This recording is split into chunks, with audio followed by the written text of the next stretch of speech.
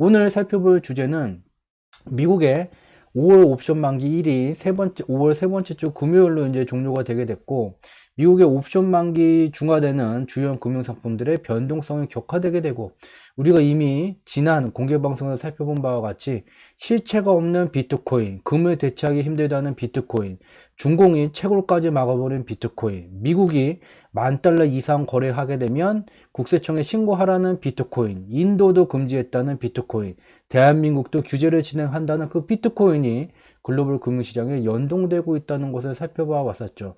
이와 같이 비트코인을 글로벌 금융시장에 연동시켜서 움직이고 있는 그 조직들은 인류의 금융 역사 속에서 한국과의 중앙은행보다 거대한 자금을 운영하는 복수의 투자 조직을 말하는 것을 통칭해서 핫머니라고 부르게 되죠. 핫머니는 이 지금 그림에 나오는 것처럼 해가 지지 않는 나라라고 불리던 영국의 중앙은행 영란은행을 무너뜨렸고, 1990년대에 남미의 경제를 무너뜨리고 러시아의 경제를 무너뜨리고, 대한민국은 대우 때문에 외환위기를 맞이한 게 아니죠. 1990년 말 대한민국을 포함한 아시아 주요 국가들의 경제를 무너뜨렸던 그 핫머니들이 주요한 금융상품을 특정 기간에 연동되어서 움직여 오고 있죠. 현재 미국의 5월 옵션 만기가 종료된 후에 어저께 이제 미국은 첫 거래가 진행이 되게 됐고, 그 모습 속에서 글로벌 금융시장의 단상과 이에 연동되고 있는 비트코인, 또 비트코인의 시세 조작을 끊임없이 하고 있는 탄소 배출권을 팔아서 돈을 남기지 못하게 된 일론 머스크는 이제 영업이익 적재에 들어갈까봐 발을 동동동 뛰면서 트위터에다가 예수님이 개를 들고 있는 기괴한 정신적인 문제가 있는 듯한 그 이미지를 올리는 듯 온갖 기행을 펼치고 있죠. 이러한 기행을 펼치고 있는 정상적인 정신 상태가 아닌 것으로 의심받는 일론 머스크의 테슬라에 대해서 거대 자금을 운영하는 투자사의 대표들은 어떠한 관점을 가지고 있는지, 거기까지 살펴보는 내용 오늘 준비했습니다. 먼저 본 내용을 진행하기 전에 저희가 공개 방송을 통해서 공유드리는 이와 같은 내용은 특별한 비용이 부과되지는 않지만, 경제지표 스토리텔링의 공개 방송에서 공유드리는 모든 내용은 저작권법의 보호를 받습니다. 상업적 목적, 개인적 목적의 블로그 게재와 유튜브 방송 등을 통한 무단 도용 전제 및 재배포를 금합니다. 죄송합니다.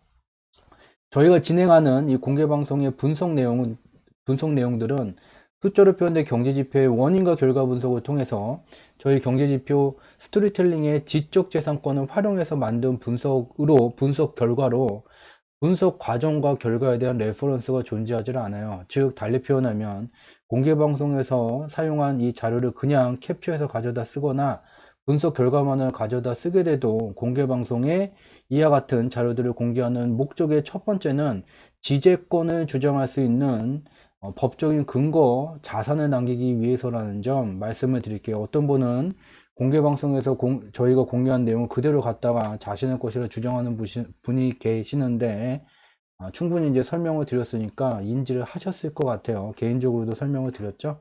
이와 같다는 점 참고로 말씀을 드릴게요.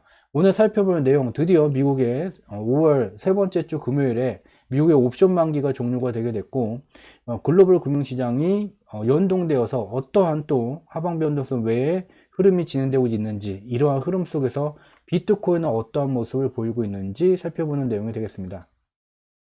먼저 지난주 이제 미국의 시간으로 5월 24일 금요일 날 미국의 이제 5월 옵션 만기가 종료되게 됐죠. 미국의 파생시장 만기 때마다 변동성이 강화되는 미달러 가치. 왜냐?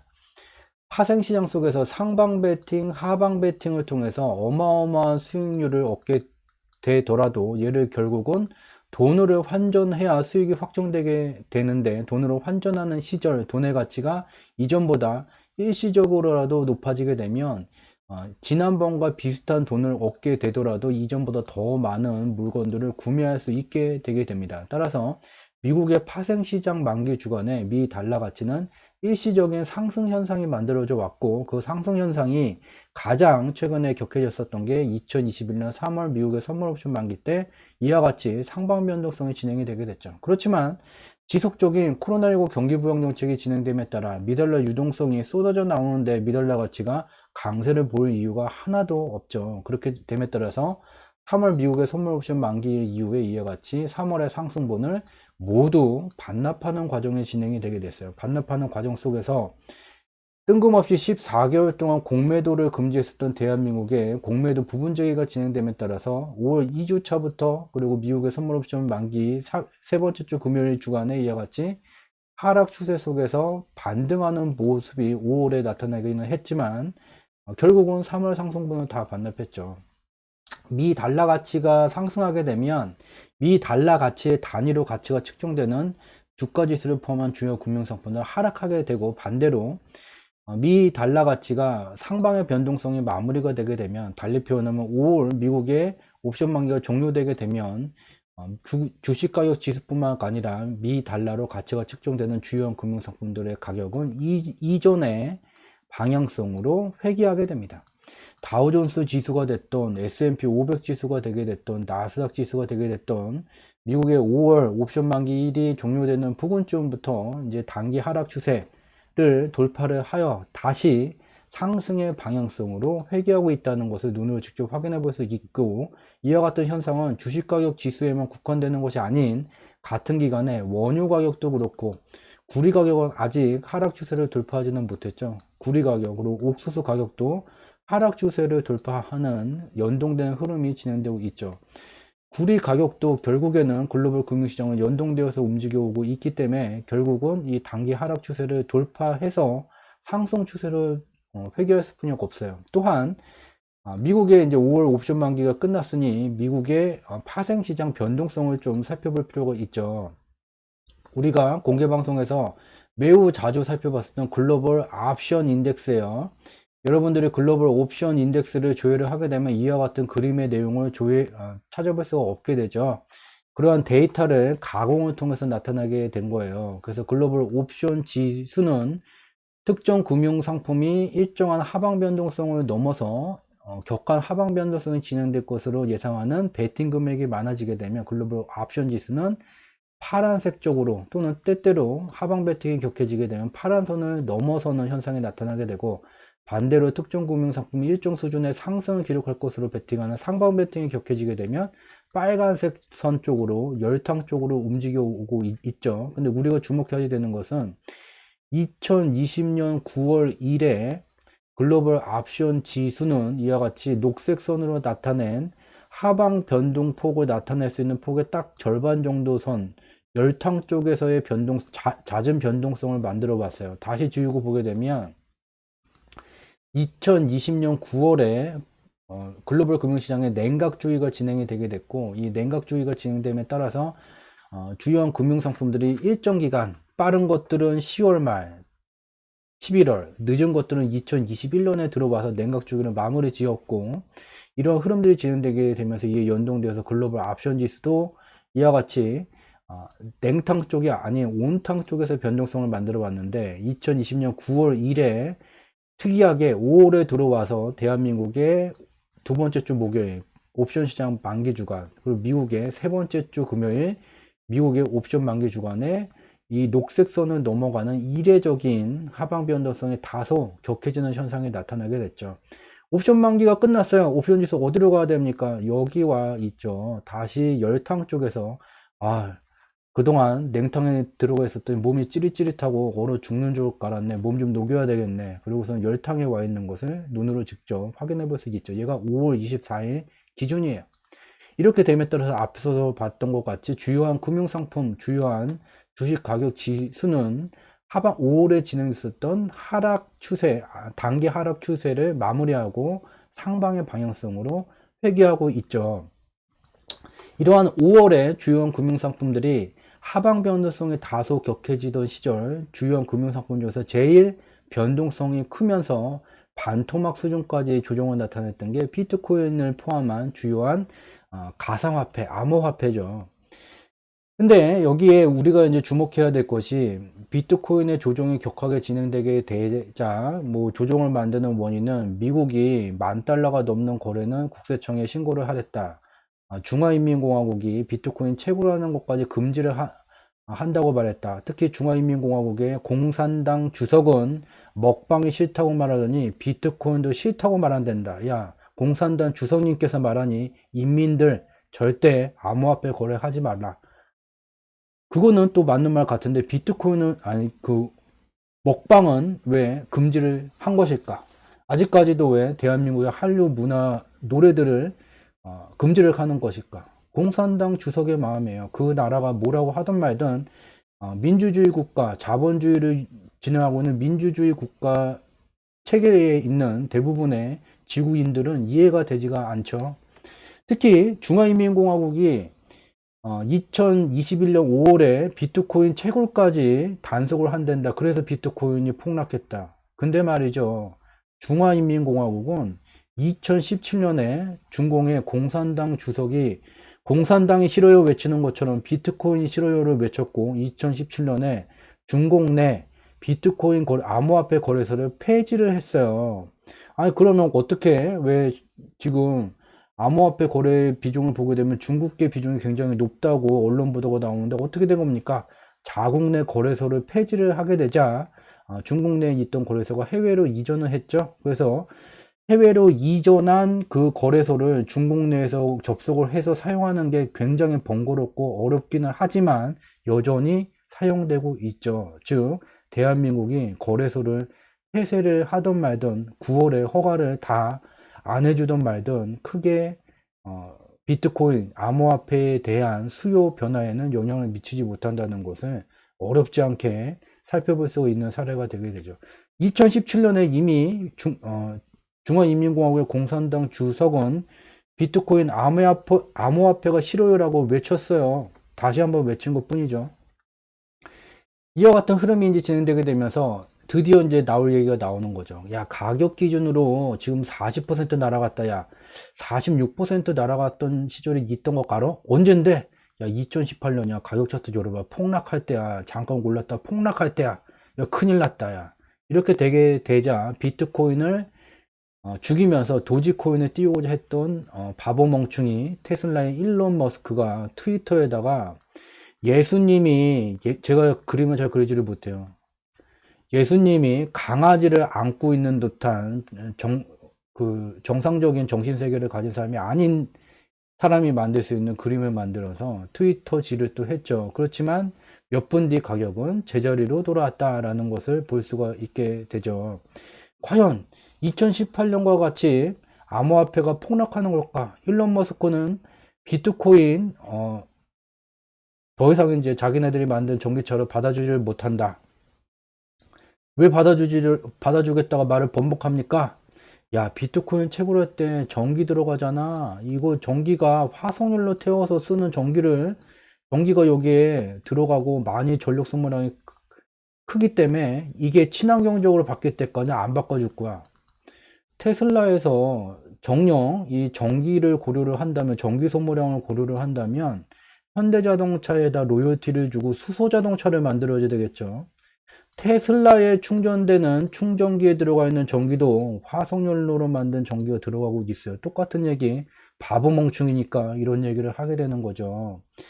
그리고서는 자기네들이 매수한 단가보다 비트코인이 더 떨어지게 되자, 3만 달러를 이탈하게 되자 트위터에다가 예수님이 개를 들고 있는 듯한 이야기, 나는 비트코인을 팔지 않았다, 테슬라는 팔지 않았다와 같은 바보 멍충이 메시지를 남기고 있는 거죠.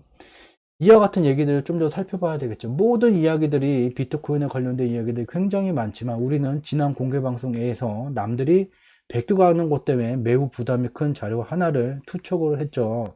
무엇입니까? 앞서서 봤었던 왜 발음을 좀 밥맛없게 했냐면 기억하게 만들기 위해서 그랬어요. 글로벌 옵션 인덱스. 앞에서 봤죠. 뭔가 씨부리는 말, 그 옵션 지수예요. 여기서는 옵션 지수가 여기가 이제 냉탕이 되게 되고 여기가 열탕이 되게 돼요. 얘가 그러니까 올라가게 되면 얘는 주요 금융상품들은 하락하고 얘가 내려오게 되면 주요 금융상품들은 상승 반대로 움직이게 되죠. 근데 여기에 비트코인도 글로벌 옵션 지수의 등락에 역외관계로 금과 같이 주식 가격 지수와 같이 원유 가격 지수와 같이 쌀 가격 지수와 같이 실체가 없는 비트코인이 실체가 있는 금융상품들과 같은 기간에 같이 연동되고 있다는 것을 눈으로 직접 확인해 볼 수 있게 되죠.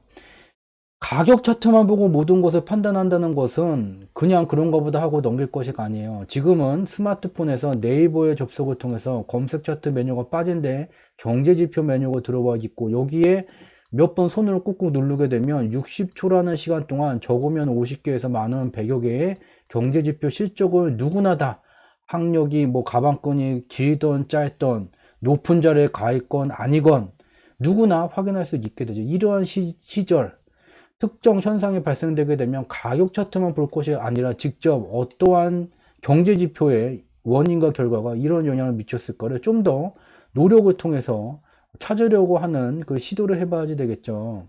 가격 차트만 보는 것은 단순하게 그런가 보다가 아닌 게으르다는 것을 대변하는 또 다른 표현 방식이 되게 됩니다.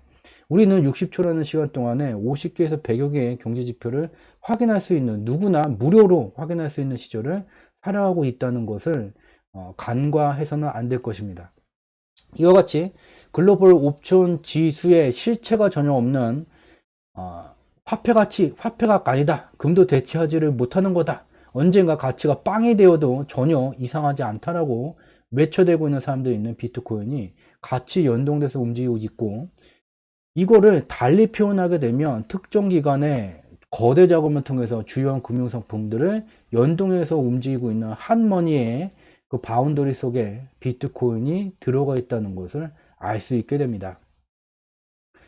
그리고 앞서서 2018년과 같다, 야 가격으로 보면 폭락폭이 2018년과 비슷하니 이제 빙하기가 찾아온다, 만약 비트코인의 수명 주기를 숫자로 표현된 경제지표의 원인과 결과 분석으로 명확히 설정을 하고 다각도의 교차 검증으로 분석 결과를 설정된 수명 주기의 적확도를 검증할 수 있게 된다면, 지금 가격이 40%가 빠졌다고 2018년 빙하기가 오는 것인지, 비트코인이 수명 주기상에서 태동기, 성장기, 성숙기, 쇠퇴기의 성장기 속에서 어느 위치에 와 있는지, 또한 만약 비트코인의 수명 주기가 상승세가 시작될 수 있는 조건이 어떠한 경우에 만들어지게 되고, 과거와 비교했을 때 어떠한 정책들이 만들어졌을 때 비트코인의 상승 주기가 또한 어떠한 경제지표의 인과성으로 어느 정도까지 바라볼 수 있는지를 알 수 있게 된다면, 단순히 40% 가격이 빠졌다고 2018년 냉각기가 다가오고 온다, 이것도 완전한 코미디, 요즘은 코미디 프로가 많이 폐지됐기 때문에 일론 머스크와 여러 가지 뉴스를 보면서 대리만족을 할 수 있게 됩니다. 이와 같고요. 이와 같이 비트코인의 폭락, 도지코인의 심취해 있는 일론 머스크를 바라보는 글로벌 금융시장의 시각 중 하나를 이제 살펴봐야 되겠죠. 투자계의 살아있는 전설 마이클 버리예요. 마이클 버리. 영화 빅쇼트의 주인공 실존 인물로도 유명하죠. 그래서 거대 자금을 운영하고 있는 투자계에 살아있는 전설 마이클 버리 자신의 2021년 1월에 자신의 트위터를 통해 테슬라가 탄소 배출권으로 이익을 내는 행태는 지속되기 어렵다, 앞으로 전기차를 생산하는 완성차 업체가 늘어나면 해당 매출이 줄어들 것이다. 그래서 이 마이클 버리는 테슬라에 대해서 풋옵션 베팅을 진행하고 있는 중이죠. 즉 여기서도 알 수 있는 게, 테슬라라는 기업은 거품투성이에요. 비트코인이 거품이다, 테슬라도 거품투성이에요. 또 중화인민공화국 속에 있는 시가총액이 현대보다 높다는 자동차를 한 번도 생산해 보지 않은 부동산 거부가 만든 전기 자동차. 얼마 전에 뉴스 보도를 보게 되니까 전기 자동차 직원들에게 부동산 판매 교육을 하고 있다고 합니다. 자동차, 테슬라도 마찬가지로 현대자동차보다 시가총액이 높아요. 근데 놀라운 건 말이죠, 테슬라는 창업 이래 자동차만을 팔아서 한 번도 영업이익 흑자를 기록한 적이 없는 기업이에요. 자동차 회사가, 그것도 2025년으로 다가오는 완전자율주행차의 시대를 선도하는 선도기업이라는 테슬라가 그 유명한 첨단 기술이 복합된 테슬라 전기차를 팔아서 한 번도 영업이익 흑자를 만들지 못한 기업이에요. 무엇을 했습니까? 이들이 돈을 남긴 건 탄소 배출권을 파는 거예요. 국가들은 협약을 통해서 탄소, 기업별로 배출할 수 있는 탄소 쿼터제를 만들었고, 화석연료 자동차를 만드는 기업들은 이 총량에서 탄소 배출 총량이 증가되기 때문에 테슬라와 같이 친환경을 만드는 기업으로부터 탄소 배출권을 돈을 주고 사야지 되는 상황이었었죠. 테슬라는 여기서 돈을 남긴 거지 테슬라 자동차를 팔아서 돈을 남긴 것이 아니죠. 근데 이러한 화석연료 자동차를 만들던 메이커들이 지금 전기차를 출시하고 있게 되고 더 이상 테슬라로부터 탄소 배출권을 살 수가 없게 되죠. 그런 일이 당장 2021년 테슬라의 재무제표에 반영되게 되면서 테슬라의 영업이익은 마이너스 적자 전환으로 돌아섰을 뿐이 없는 조건이 갖춰지게 되자 절묘하게 테슬라의 일론 머스크는 비트코인 테슬라 투자한다, 도지코인 좋다 와 같이 시세 조작을 하고 있죠. 이미 2021년 1분기에 테슬라는 일부 비트코인을 매도를 했죠. 즉 결과는 탄소 배출권으로 이제 돈을 남기지 못하니까 결국은 이 코인질을 통해서 코린이들 돈을 갉아먹는 그 질을 통해서 시세 조작을 통해서 돈을 남기고자 하고, 이와 같은 테슬라의 치명적 한계성 버블을 바라본 이 살아있는 전설 마이클 버리뿐만이 아니라 주요한 거대 자금을 운영하는 투자사들이 더욱더 일론 머스크의 기행을 바라보면서, 특히 그의 예수님이 개를 들고 있는 말도 안 되는 정성적인 사고 구조가 아닌 그 그림을 보고선 많은 투자자들의 생각이 전환되고 있는 중이죠. 테슬라가 선도 기업이 아니었구나. 결국은 테슬라의 대표라는 사람이 다른 분야에 가서 노가다를 띄어서 돈을 추가로 벌어와야지만 밑빠진 독에 물을 붓는 그런 기업이 되겠구나 라는 것을 서서히 시장에서는 알아가고 있는 중입니다. 특히 테슬라 봐야 되겠죠. 2025년 완전자율주행차의 시대와 관련된 주요한 기업들의 주식가격 지수는 이와 같이 기존 수명주기를 상향으로 돌파하는 현상이 나타나고 있고, 테슬라 또한 기존의 수명주기를 상방으로 돌파를 하기는 했죠. 근데 1차 상승 생애가 갈 때까지 다 갔어요. 그래서 여기서 추가 반등이 나온다고 하더라도 상승하는 기간이 더 길기보다는 휴지기를 갖게 되는 기간이 진행됐을 뿐이 없다는 것을 어렵지 않게 또 수명주기 분석으로 알 수 있게 됩니다. 여기까지가 2021년 5월 3주차 금요일 미국의 옵션 만기가 진행되는 과정 속에서의 변동성과 옵션 만기 후 첫 거래일 날 확인할 수 있는 글로벌 금융시장의 파생시장 만기 주간이 끝나고 난 다음에 변화를 살펴봤고, 이 속에서 비트코인과 테슬라의 수명주기 또는 수명주기를 인지할 수 있는 그런 내용을 공유를 드렸습니다. 이와 같이 글로벌 금융시장은 특정 기간에 주요한 금융상품, 국가가 다름에도 불구하고 아프리카의 모르는 국가에도 주식시장이 있다면 그 주식시장도 같은 기간에 연동되어져서 움직이고 있다는 것을 이미 공개 방송을 통해서 공유를 해왔었죠. 그래서 녹색 검색창에다가 좀 낯선 이름 주상지라는 거를 이제 검색하게 되면 첫 번째 거를 클릭하게 되면 주가를 상승시키는 경제지표에 들어오게 되면 이 공지사항 중에 필독이라고 된 거를 보게 되면 한머니의 글로벌 금융시장 운영 메커니즘이라는 것을 2020년 3월 25일에 공개 방송을 통해서 공유를 했고, 찾아보기 쉽게 편의상 여기에 제일 위에다가 가져다 놨죠. 글로벌 금융시장은 연동되어 움직여오고 있고, 누가 그 무엇이라고 해도 가치가 없다는, 실체가 없다는 비트코인도 이 글로벌 금융시장 운영 메커니즘에 연동되고 있다는 것을 우리는 공개 방송을 통해서 확인해 볼 수 있었습니다. 오늘 준비한 내용은 여기까지였습니다. 매번마다 저희 경제지표 스토리텔링에서 진행하는 공개방송 바무리즘 그대의 평일 늦은 시간에 함께 참여해 주셔서 진심으로 이제 감사를 드리고요.